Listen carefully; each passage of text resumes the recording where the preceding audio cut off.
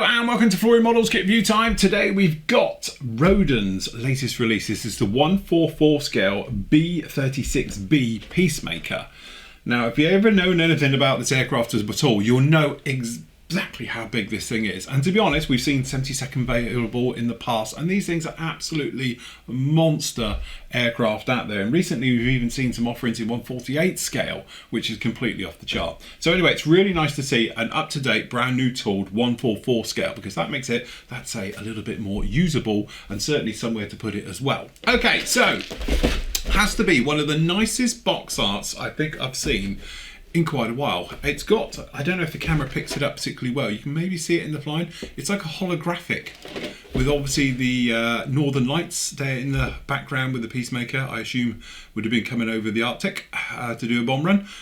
So yes, very, very nice indeed. And again, there's different versions of this particular bomber out there. Obviously some have the jet engine, some don't, you know, 6 turning, 4 burning and all things like that. So again, it's really nice. So we're expecting to see different versions of this particular one coming along, as we can see. So you can see beautiful box art just like that. And then around on here we've got the markings. Which obviously a couple of offerings down in here. We've got one from Alaska, obviously hence the Northern Lights up there in 1949, and obviously we've got one from 1950 down at Ellison Air Force Base as well. So again, some nice options in there. Okay, kit number for this one is 347. I think that is, and it's supposed to be 144. Okay, so in the box, which has been rattling around in here, to be honest, here we go, we're in. We can see, hopefully we're going to hang there. There we go. We can see we have got a little bit of a parts being thrown around in here in just a small little bag. And to be honest, mine's been opened up at the end as well, and that actually isn't me. So it looks like it hasn't actually been sealed, which is one option. Which the worry now is, and it's true, we've got some parts flying around the kit, and oh dear, that's not a good start. Look at the ejector pin in there. Okay, so yes, a little bit unfortunate that the bag's been opened on that one, or I don't think it's actually even been sealed. I don't think it's actually been heat sealed, or perhaps it's just split.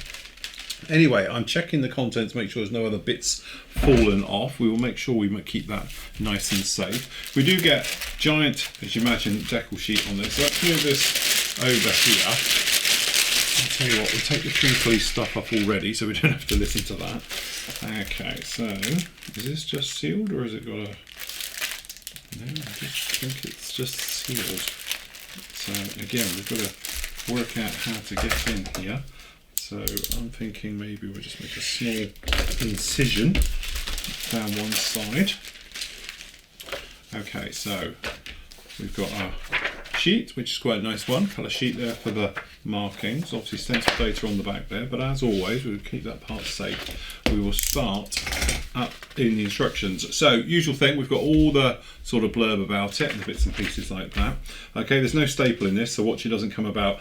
Actually, I do like this. It's got all the panel line detail on this, so if you ever need to do rescribing or anything else like that, you can see exactly where it is. So I do appreciate when manufacturers take the time to do that.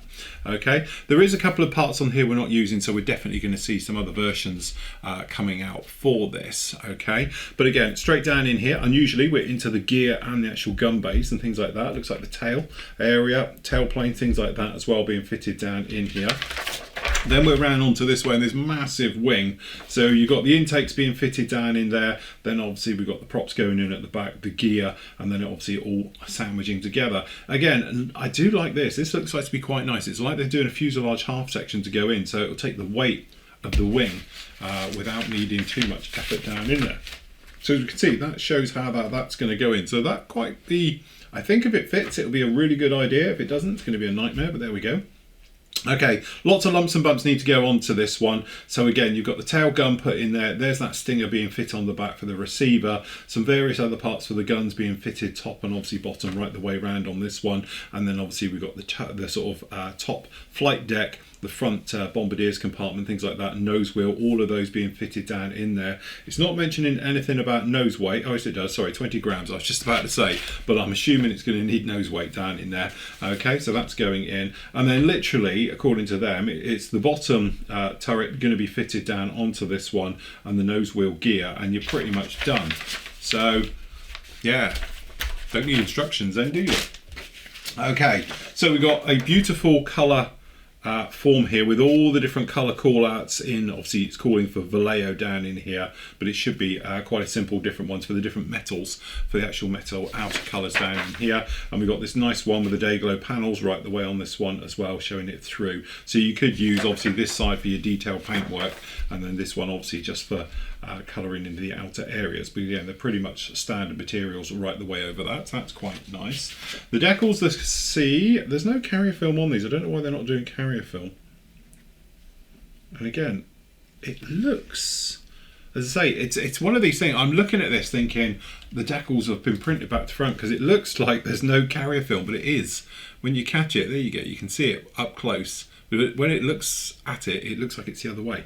But you can see, really nice with the walkways, with all the writing on those. That all does read as no steps and various things down in here. You've got the angles and all the things in this. Again, it's all looking very nice. The markings down here at the bottom.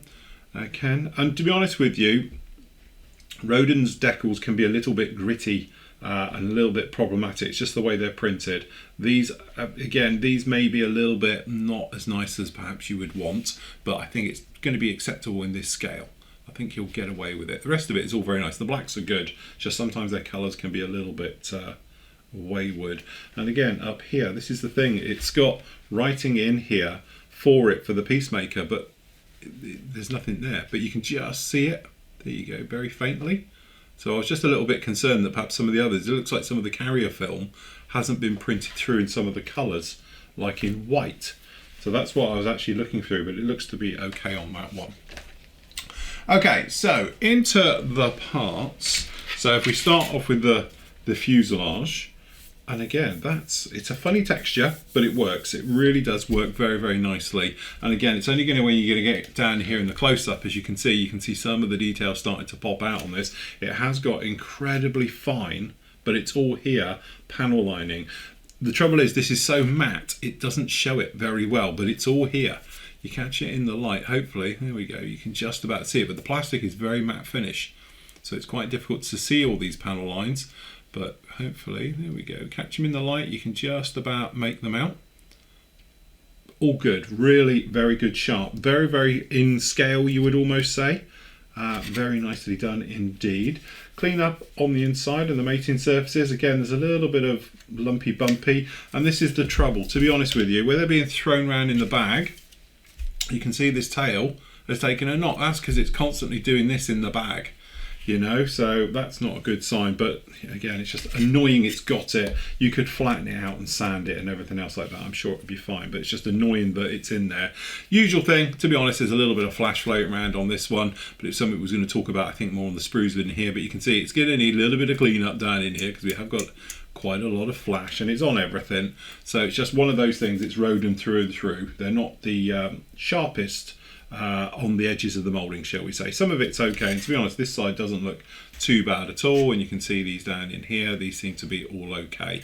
But again, no detail on the inside as you might imagine, but obviously we will get a little mini flight deck, things like that. But there we go, there's a good example of a little bit of flash creeping in the underside there. Generally though, very nice, smart details. So the wings, and then again, this is one of those areas where they're very, very thick.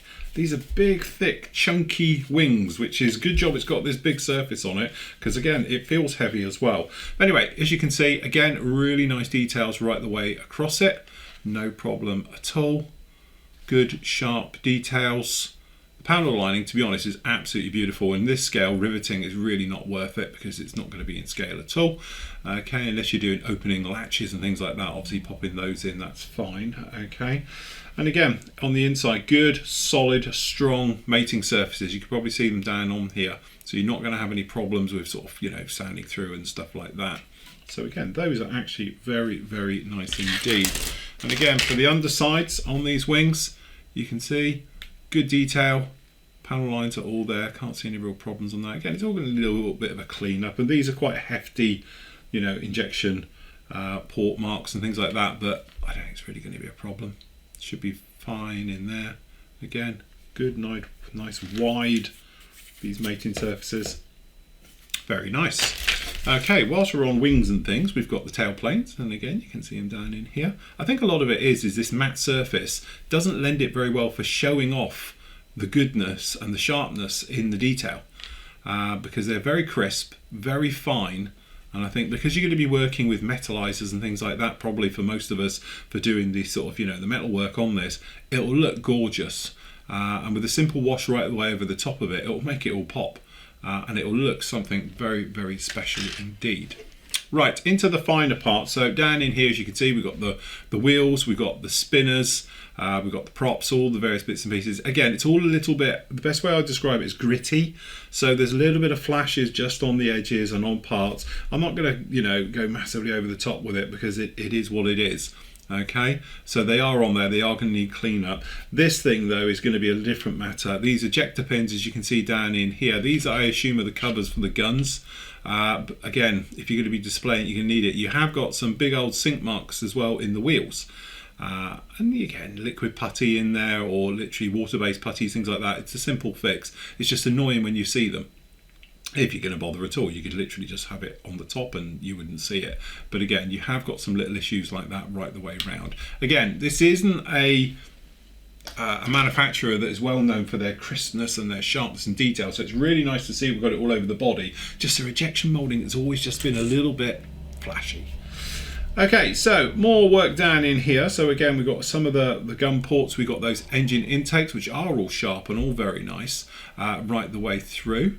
We've got the tail gun sitting back here. We've got some of the windows, the various ports on there, things like that, the gear. And again, in 144 scale, I think that's more than acceptable for all of those parts. Again, just shame we've got the big ejector pins, but these aren't too bad in here. You can take care of those. But obviously the nose gear one, that's like a canyon. It's huge, it's like a giant hole. So a little bit of filler in there probably just to make it go well. Again, another set for the other side, because obviously it's jeweled for the props with the wheels, with similar issues, to be honest, exactly the same, probably not quite as bad as on this sprue, but we've got a little bit down in there, things like that, but the rest of it is all perfectly acceptable. Last up, and again, because it's been rattling around the bag, it's all come off, so I think we'll get some zip bags out of this and do some, put these away. Clear parts, I don't think clear is one word you would particularly use them. They do look like a boiled sweet that's been in a wrapper in the glove compartment of your car for a few months. Yeah, they're a little bit, it's one of those things that by the time you've mastered it, you're going to need therapy, but it'll be one of those things, you're going to hope that it's not going to be one of those things that's really going to matter, because there's not going to be much you can see through there. It's just because it's on a curve like this, you can't get away with that standard way perhaps of doing it black. Because the thing is, and even on the picture, you can see it just down in here, you can see through it. Because it's, it's literally, like a bit of a greenhouse effect in there, so you can see through it. So you want to see that light. Doing it black, although it is an option, I don't think I would.